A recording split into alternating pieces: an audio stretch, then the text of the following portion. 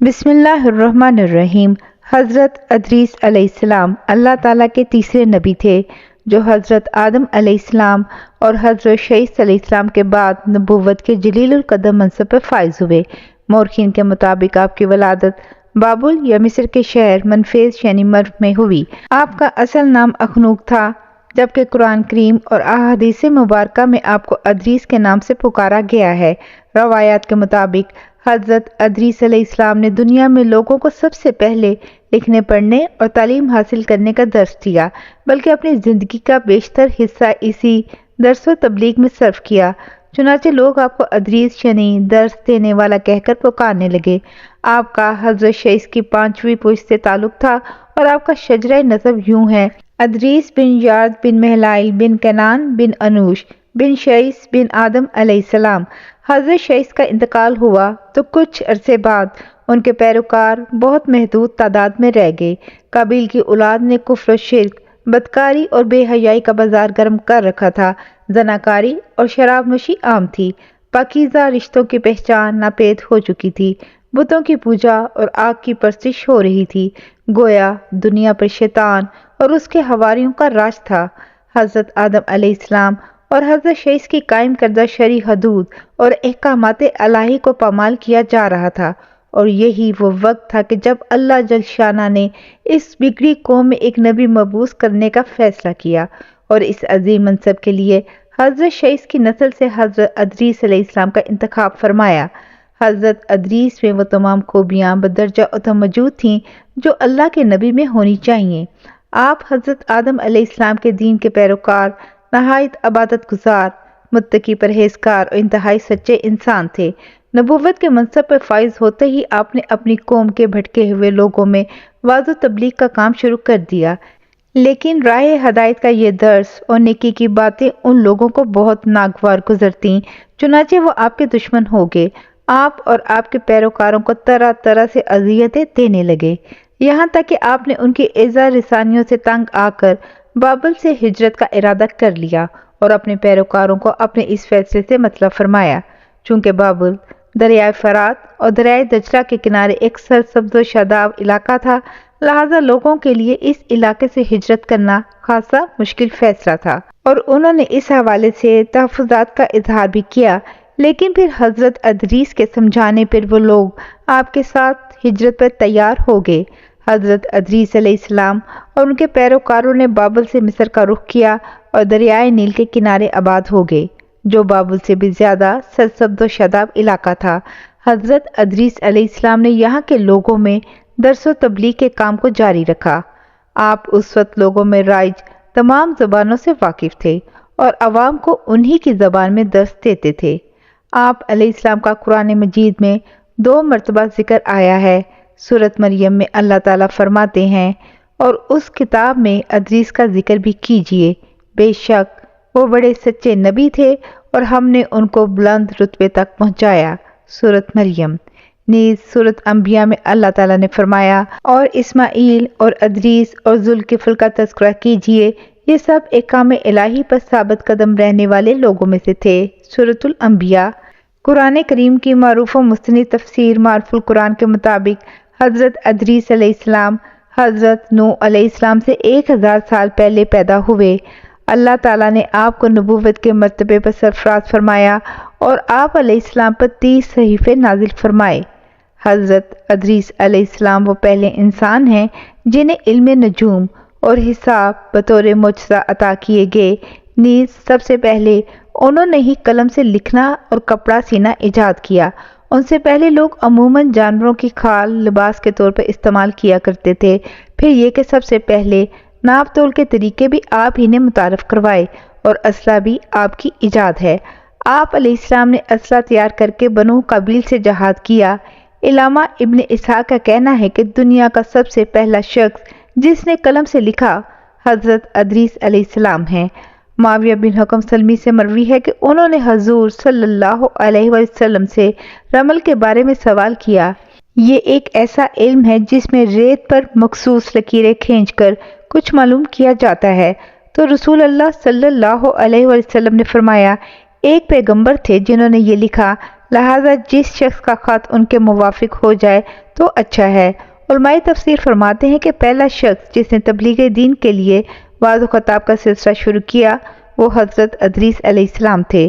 حضرت ابن عباس نے حضرت کعب سے پوچھا کہ قرآن پاک کی اس آیت وَرَفَعْنَهُ مَكَانًا عَلِيًّا اور ہم نے ان کو اونچی جگہ اٹھا لیا کا کیا مطلب ہے؟ تو حضرت کعب نے فرمایا اللہ عز و جل نے حضرت ادریس کی طرف وحی بھیجی کہ میں تمہیں ہر روز تمام بنی آدم کے اعمال کے برابر درجات دیتا ہوں۔ اس سے مراد اس زمانے کے تمام بنی آدم ہیں۔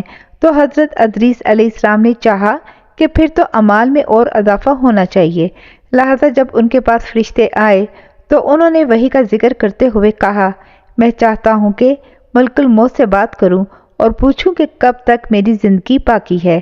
فرشتے نے حضرت ادریس کو اپنے پروں پر اٹھایا اور انہیں لے کر آسمان کی طرف بلند ہو گیا۔ جب وہ چوتھے آسمان پر پہنچے تو ان کی ملک الموت سے ملاقات ہو گئی جو نیچے اتر رہے تھے۔ حضرت ادریس علیہ السلام کے دوست فرشتے نے ملک الموت سے حضرت ادریس کے بارے میں ذکر کیا تو اسرائیل نے پوچھا حضرت ادریس کہاں ہیں؟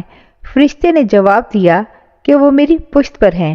اس پر ملک الموت نے حیرت کا اظہار کرتے ہوئے کہا کہ واہ تعجب ہے، مجھے پروردگار کی طرف سے کہہ کر بھیجا گیا ہے کہ حضرت ادریس کی روح چوتھے آسمان پر قبض کر لو۔ تو میں نے سوچا کہ وہ تو زمین پر ہیں، ان کی روح چوتھے آسمان پر کیسے قبض کروں؟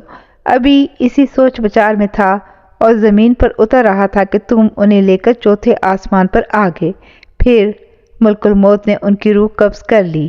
ابن ابی حاتم نے بھی اس آیت کی تفسیر کے ذیل میں اس حدیث کو ذکر کرتے ہوئے یہ اضافہ کیا ہے کہ حضرت ادریس علیہ السلام نے فرشتے سے کہا کہ ملک الموت سے میرے بارے میں سوال کرو کہ میری عمر کتنی باقی رہ گئی ہے، جبکہ حضرت ادریس علیہ السلام فرشتے کے ساتھ ہی تھے۔ فرشتے کے اس سوال پر ملک الموت نے کہا جب تک میں انہیں دیکھ نہ لوں اس وقت تک کچھ نہیں بتا سکتا۔ پھر ملک الموت نے حضرت ادریس کو دیکھ لیا تو فرشتے سے کہا کہ آپ مجھ سے ایسے شخص کے بارے میں سوال کر رہے ہیں جس کی زندگی پلک جھپکنے سے زیادہ نہیں رہی۔ پھر فرشتے نے پر کے نیچے حضرت ادریس کو دیکھا تو ان کی وفات ہو چکی تھی۔ روضۃ الصفیہ کے مصنف تحریر کرتے ہیں کہ حضرت ادریس علیہ السلام کثرت سے اللہ تعالیٰ کی حمد و ثنا اور عبادت میں مصروف رہتے تھے اور فرشتوں میں نہایت محبت اور عقیدت و احترام کی نظروں سے دیکھے جاتے تھے۔ فرشتے ان کے پاس آتے اور ان کی صحبت میں بیٹھا کرتے تھے۔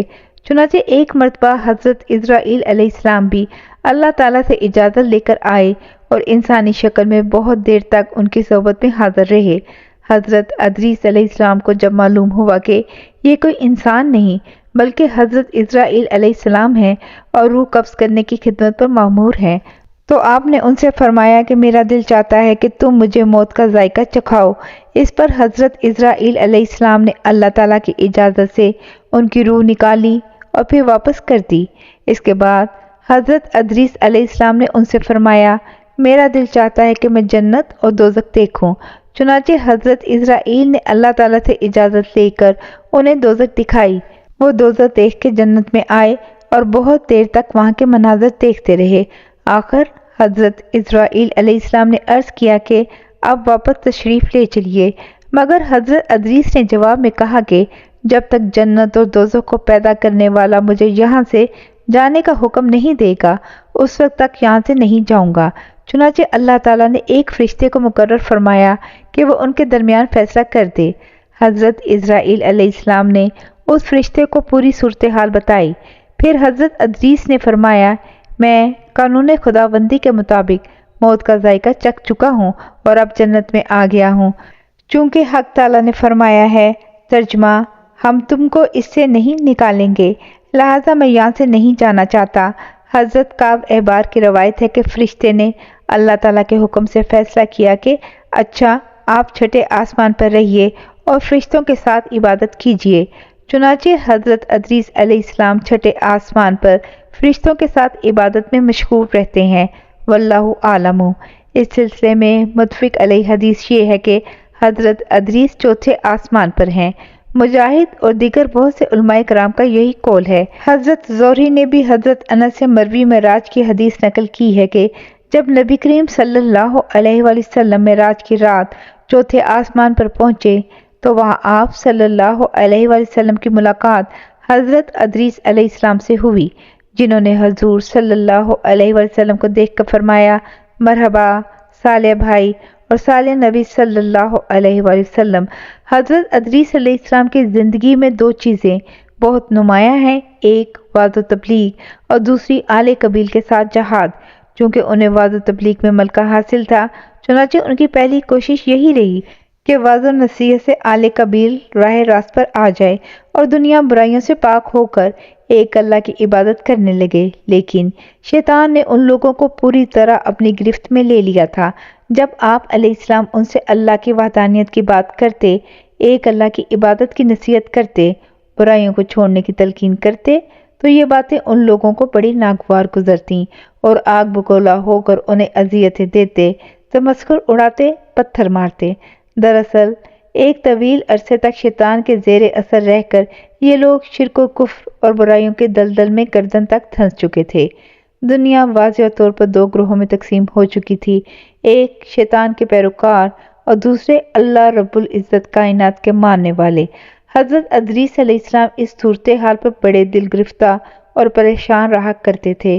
آپ نے لاکھ کوشش کی کہ کسی طرح تبلیغ کے ذریعے ان لوگوں کو راہ راست پر لایا جا سکے، لیکن جب کوئی صورت نظر نہ آئی تو انہوں نے اللہ تعالیٰ کے حکم سے ان لوگوں کے خلاف جہاد کا فیصلہ کیا۔